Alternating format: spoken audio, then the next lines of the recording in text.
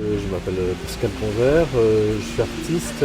La question de la mémoire, de la trace, par le biais d'empreintes, a été une de mes préoccupations majeures depuis plus de 40 ans, 45 ans. Et curieusement, ce que je n'ai jamais fait ailleurs, ça m'a donné cette idée, en fait, puisqu'il y avait des travaux dans cette cour, de recouvrir la totalité de la cour avec des bâches sur lesquelles étaient imprimés les rachkars du monastère de Guégar, rachkars qui sont suspendus en fait dans la falaise. Donc on a un rapport, si vous voulez, entre la clarté de l'ouverture de la belle cour et puis le lieu de recueillement d'une certaine manière de cette cour d'honneur avec ces croix ailées qui sont tout autour.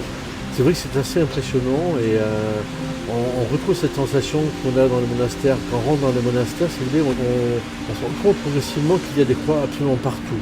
C'est-à-dire que l'Arménie, c'est le premier pays chrétien, c'est Saint-Grégoire, et les fidèles, les chrétiens, les donateurs, en fait, pouvaient graver des croix. Donc, ce qui fait qu'il y a un ciel de croix qui sont dans les monastères et qui montent partout, qui sont éclairés de manière zénitale, exactement comme dans la cour d'honneur de la Fondation Bouloukian.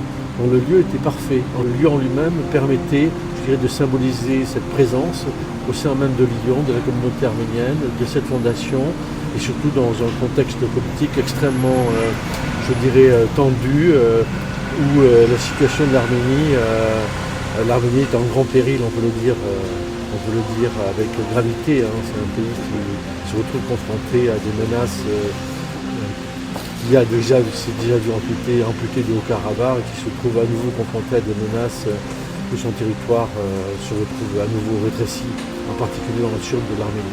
Donc c'est aussi d'une certaine manière un signe politique, clairement. Voilà, de dire dans un contexte où on parle, je dirais, légitimement de l'Ukraine, légitimement d'Israël, de Gaza, il ne faut pas oublier l'Arménie.